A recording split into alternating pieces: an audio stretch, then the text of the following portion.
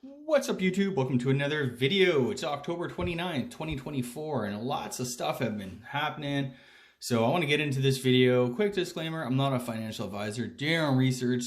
Get a financial advisor before doing anything, making any investment decision like buying gold, silver, or following any of the strategies, buying stocks that I discuss or anything like that. The channel is entertainment and information purposes only. If you like this stuff, if you like coins, bullion, gold, silver, all that cool stuff, man, check out my website, My Road to Wealth and Freedom. Link is down below in the description. So a lot of things have been happening lately. I kind of want to talk about it. Gold it's either hit another record high. It's at $2,775 US. Today, silver is $34.35 US. So they're doing pretty good today. They're up about, I think, 1% for silver, 0.7% for gold. The mining stocks have been doing okay. And yeah, oil's come down, of course, over the weekend. We had big news out of the Middle East. The Israeli counterattack against Iran hit a few surface-to-air missile, like air defense kind of sites, and I believe a missile factory or something like that. So it was not the devastating assault on Iranian nuclear facilities and Iranian oil facilities that, you know, the market had feared and stuff like that. It's actually funny. I was actually looking at buying some oil stocks, some Canadian oil stocks, about a month ago, kind of right before the big jump in oil. And, they were kind of getting down there, getting kind of cheap. And literally, like, the next day, I think Iran finally attacked, launched its missiles at Israel. And, this whole thing, of course, the oil price jumped. And I just waited because I knew geopolitical things, they only really drive markets in the short term. Or at least that has been the way. I mean, there's always that, well, what if, Israel did hit Iranian oil facilities and the Iranians responded against the Saudi oil fields or blocked the Strait of Hormuz or whatever.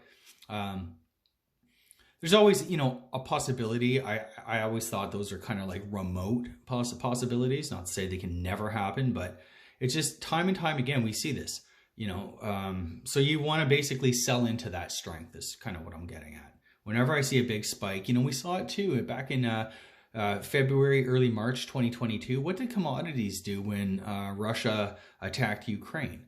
They skyrocketed. One of the side-owned fertilizer stock called Nutrien, and it's it surged. It more than doubled in a matter of a couple weeks. Oil went to the highest it's been since, I think since the GFC. And of course, gold and silver, everything kind of caught a bid. And then what happened? It all kind of settled back down. Nickel blew out and there was all sorts of these things. So, if you're new to investing, if you're new to kind of commodities and stuff like that, just be aware that, 9 times out of 10, you're smart if you sell into that kind of crazy strength. It's not going to be a permanently high plateau. Things often return to earth, and don't buy into that. So I guess in that vein, I want to discuss Newmont Mining. It's a stock that I used to own. I sold it. It hit a low of I think about $40. This Canadian, $40 Canadian, back in January, and then it recently hit a high of $80 just before earnings. And of course, earnings came out. They were not super great. I guess it's not like end of the world. This company's going to zero type earnings, but not super great. The all-in sustaining costs at their mines had increased by about $200. I mean, this is like old school Newmont. Bought Goldcore. They just recently merged with Newcrest, so they're having problems with cost controls. Costs are blowing out and this and that. Now, this is kind of where I want to distinguish between owning physical gold and silver and owning the companies that produce them. Newmont is a perfect example.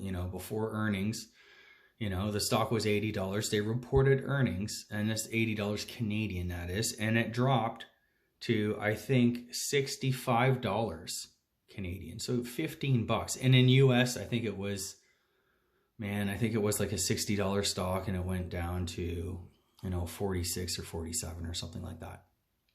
So similar drops. And we all know the issues with Barrick Gold, right?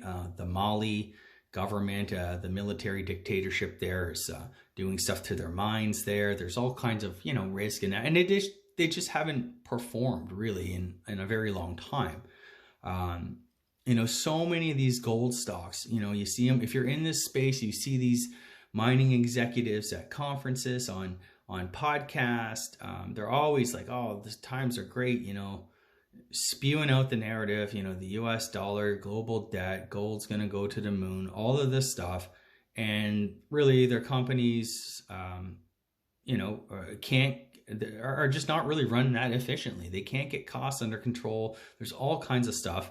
Back in 2020, gold stocks surged, gold over 2,000 an ounce, a number that they hadn't seen forever, past its all-time high.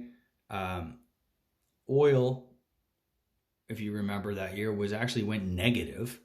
But there were some other issues and stuff like that. I guess, there was the pandemic and, labor and stuff like that. They had issues there, but my point is there's always seems to be this reason why, gold, the metal, is at an all-time high.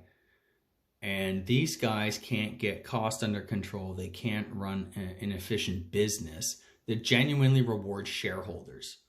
And so you're like, okay, well, let's go to, the gold royalty companies like Franco-Nevada, the poster child of, safe stability, all of that stuff. Well, last year, that Cobre Panama mine, First Quantum, got shut down. That company went bust essentially. And, Franco-Nevada took a huge hit on that because they held a large royalty on that mine. Sure, maybe it's going to get worked out in the next 10 years or 5 years. Point is, most people really aren't going to really wait that long. And really, who knows where gold is going to be, in 5 years. It's important to understand, gold goes up and down. And, there's lots of reasons. And I agree with a lot of these reasons why it should go to the moon and stuff like that. But what if it doesn't? So I just kind of like, just be careful what narratives you guys are buying into and putting some serious cash behind, right? Like, these are our hard-earned dollars. And I think right now is the most difficult, confusing time, not just for it's just for professional investors, for, professionals and academics who are working in international relations departments and government, foreign affairs, all of these, the world is in super flux right now. And I'm not really sure there's a convincing narrative out there. And if you're an average Joe, I don't know how you really try to make sense of the world every day. You can just throw your lot all in, I'll sit on the sidelines with cash, I'll throw it all into gold or, whatever. But it is really tough out there. So anyways, I just want to kind of throw that out there. I'll get back to that. So why was I going on about gold mining stocks? Well, I've been a shareholder of Agnico Eagle Mines for a while. I've done quite well in the stock, and I took profits, dudes. I sold, and I doubled my money. I'm happy. Earnings come out tomorrow. Maybe it proves I'm a fool for selling. My guess, if it's stellar earnings, the stock's probably going to go up a couple bucks. If they miss, it's going to take a pretty bad hit. I don't really have a view either way. So far their earnings in the last 2 years roughly have been sort of in line or slightly beating expectations, which is a positive.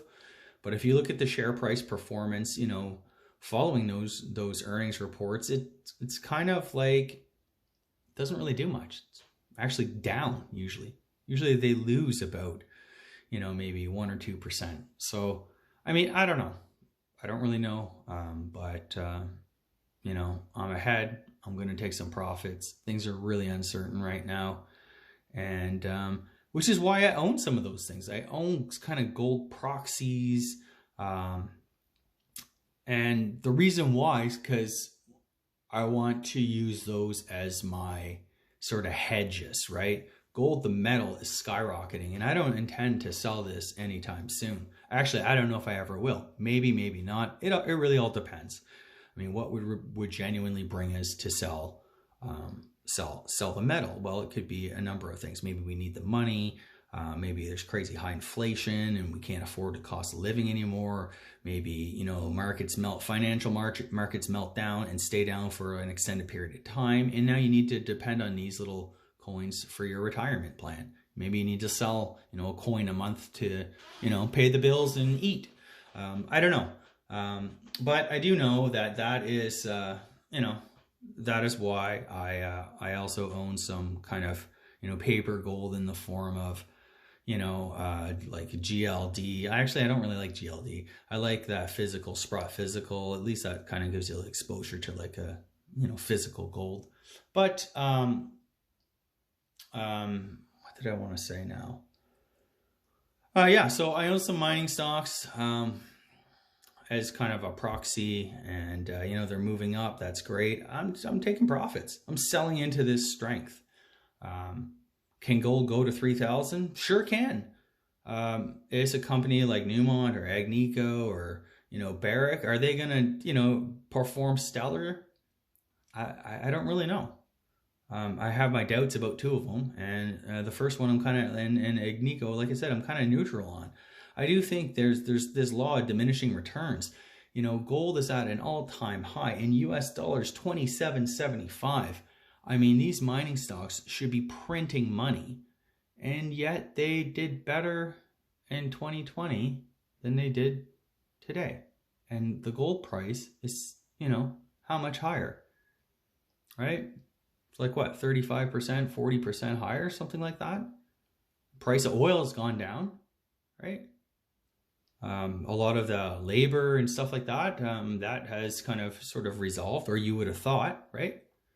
So anyway, that's my thing there. You know, I like to make money, and that's a big reason why. So now I'd love to buy it back much cheaper. You know, maybe if we get a real market correction, stuff like that. Yeah, I think these are going to become cheap again, right? Right now, you know, CNBC, Yahoo Finance, they're all talking about it. Gold's up today. I see, you know, it's time to lighten up. And that's my approach. Maybe we're in this huge bull market. I do think, you know, especially after what just happened with Newmont, a lot of the institutional investors now, they're going to be a little bit skeptical, right? And there's other areas of the market that are working right now, so maybe they'll go back there. Yeah, so let's move on from that topic. So in my last video, I was going on about these. I bought some more 10th ounce coins. So this is that Majestic Polar Bear 2022. Now somebody put a comment that I said I got this as the same price as I paid for like a Canadian 10th ounce maple. Okay? A 10th ounce maple, they make, I don't know, thousands, tens of thousands, hundreds of thousands, who knows, right? They make a ton of these. So I'm getting a premium coin. Okay, this is a premium coin. You pay more money to get this coin. It's a limited run, limited mintage. This one is actually a first strike, so there's only 1,000 of these quote-unquote first strikes. And I think the total mintage of this run, they had 1,000 first strikes, 5,000 regular strikes, or 6,000, whatever it is. So there's 5,000, 6,000 of these things. How many Canadian maples from the year 2022 are out there? I don't know, million maybe, 10,000, who knows? So much.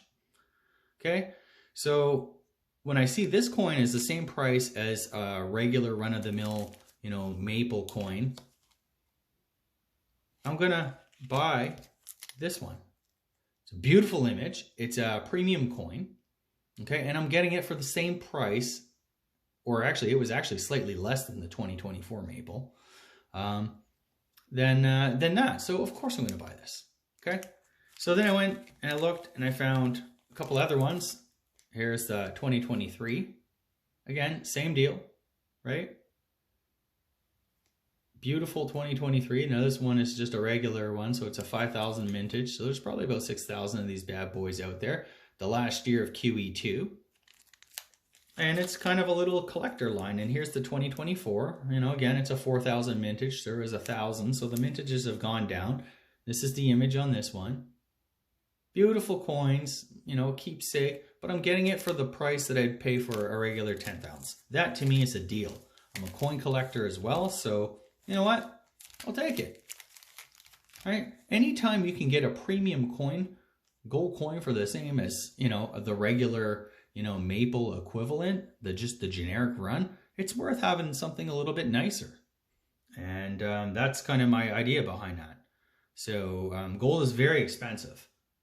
I shouldn't have to tell most of you guys that, but today, and this is in Canadian dollars, spot gold is $3,848.95. If you want to buy a 1 ounce coin, this is a half ounce, by the way, but a 1 ounce coin is going to cost you, I think, $39.50 roughly at all the dealers.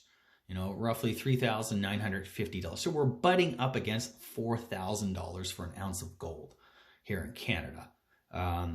Our dollar has been weakening. You know, of course, the price of oil, you know, dropped 5-6% the other day. It sent our dollar down by about a penny or something like that. So we were about, you know, we started the month of October about 73. The Bank of Canada cut 50 bips.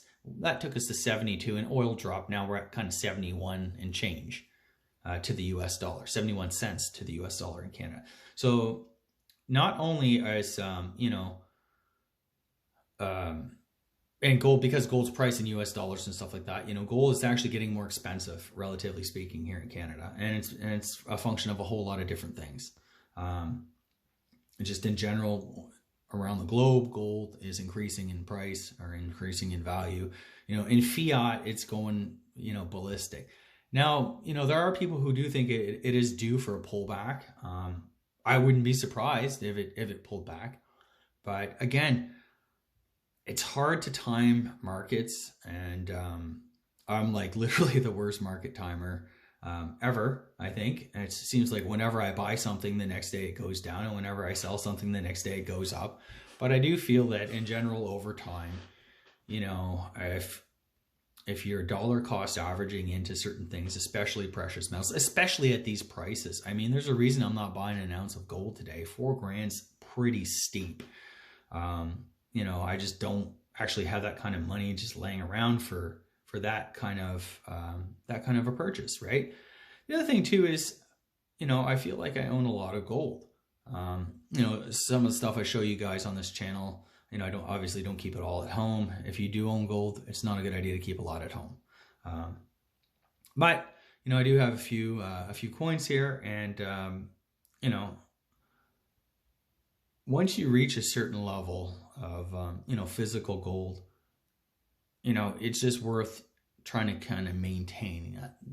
So how I'm playing gold is I want to have about 10% of my investable assets in physical gold, and total net worth, it would be maybe roughly about 5.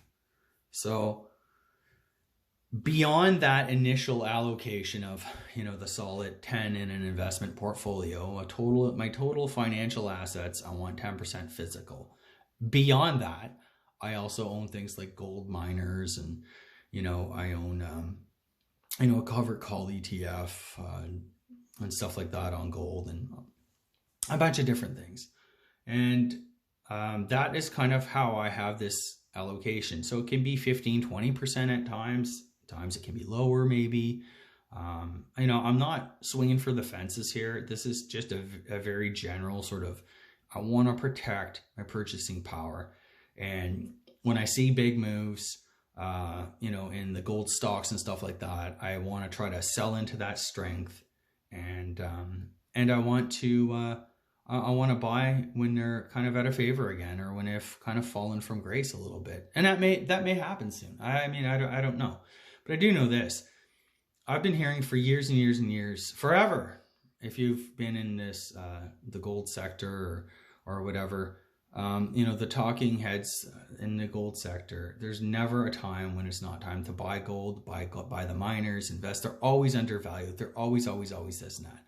And, they may be, they honestly may be, but it may take a while to actually truly realize, that value. And maybe you want to hang on for the ride. Maybe you don't. Mining is risky. Gold mining stocks are the furthest thing from a safe, sure bet, as you can ever see. So that's kind of my take on that. The other thing I want to talk about, Bitcoin. Bitcoin today in Canadian dollars, that is, has moved past the $100,000 mark. In Canadian dollars, Bitcoin is over $100,000. That to me is just incredible. 2 years ago, at about this time, or November, it was 22,000 Canadian dollars. So, I mean, that's just goes to show you, right? Like, in Bitcoin in US dollars, 72,661. So we're kind of hitting like all-time highs in Bitcoin as well. I do own a little bit of Bitcoin. It's a very small percentage of my overall assets. I wish I would have bought more 2 years ago. And I'd kind of want to hit it like, maybe like a 1% allocation to Bitcoin. Just in case. I don't really know how this is going to shape up. There's good reasons to own it. I do own a Bitcoin covered call ETF that provides you a little bit of income and gives you a little bit of exposure to Bitcoin, but the upside is capped because it's a covered call sort of thing. So, and just in general, investors, if you're an average investor, you want that passive income. You want, to own certain things that are paying good dividends, that are, paying you to own them. And the other thing I'll say about that is, bond yields. So the US 10-year has moved past 4.3%. So Druckenmiller and Tudor Jones they were right, keep shorting this thing. Debt and deficit spending are still an issue, will still remain an issue. And then we have this kind of nail biter of an election where, you got Harris and Trump that will probably keep spending and really result in more deficit spending, a more inflationary type environment. So, yeah, it's just a really confusing thing. I don't really know who's really going to win the U.S. election. And I mean, guessing the future is kind of a mug's game. Who knows? I don't even know what's going to happen. I do think that possibly after the election, we could see some really crazy things happen in these markets,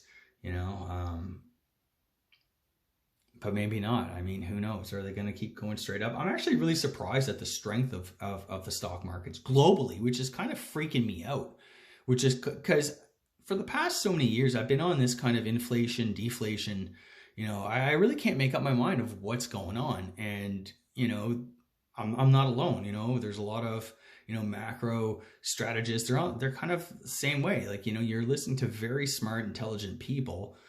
Some, think, things are going to kind of collapse. And, so you want to be in, safe things like cash, bonds, the TLT, that type of thing. And gold too. They mentioned, you have a little bit of gold and stuff like that. But then you have others who think this is just going to be, crazy inflationary. Global stock markets rising is symptomatic of, pricing in, high inflation, and investors are flocking to, shares of these companies, which are presumably, real assets and stuff like that. And that's what they kind of want to own. I mean, we know that in Weimar, Germany, the stock market did phenomenally well. All these countries that have hyperinflated or have had very high inflation, Turkish stock market, that stuff it's up quite a bit, right? So that is kind of making me think, I still have a lot of money on the sidelines and, money market cash, that type of thing. and it's just really hard to know where to deploy it. So if you're struggling with these questions and with all this uncertainty, I mean, you're really not alone. There's a lot of people, even the pros don't really know, and they're struggling as well to kind of make sense of it all. That's why, again, I think I go back for the average person. The best thing we can do to kind of protect ourselves is not borrow a ton of money, not go all in on any one asset class. If you have debt, pay it off. If you have a mortgage, you know, and you're concerned about job security, where the economy's going, the markets, and, you know, you don't want to have all your money invested in the S&P, then, you know, you should start making extra payments. Try to get yourself out of debt. That's the other thing too. I sleep very well at night, and a big reason why is I'm debt free. And, you know, I'm debt free. I have, you know, lots of different kind of assets. I'm not super wealthy by any stretch. You know, I work for my money, and, you know, I have to make choices like everybody else. Hey, what am I going to do this month with certain investment funds? You know, I'm going to buy a little bit of gold. I'm going to put a little bit into my, you know, retirement plans, that type of thing. I'm going to buy some dividend stocks. I mean, I'm in Canada. I've been buying some really beat up telcos, and that could be a really smart move on my part, or that could be maybe a really dumb part. And I'm kind of not really sure how I feel about that right now. You know, the yields on these stocks are really, really great. However, like I just mentioned, if we're in a world where bonds yields are spiking, you know, these dividend utility telco stocks are kind of bond proxies, and they're going to do terrible. Now, some of them have had a big rally. You know, the utility sector has had a big rally. I think a lot of that is on AI, right? All the electricity that we're going to need to use, you know, to fund quantum computing and, you know, AI and all the data centers and stuff like that. My thought is eventually that's probably going to flow into, you know, the telcos for one reason or another. So right now I'm kind of putting some money there. I see a lot of real value there. There is a risk. There's always uncertainty and stuff like that. But at the end of the day, I think these companies do have some business models. You know, people are still going to use their cell phones. We're still going to use fiber optics. We're only using more and more data, not less.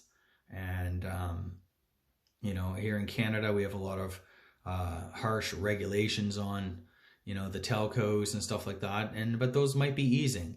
And we're going to get a new government. And that will just be my next segue into my final point here.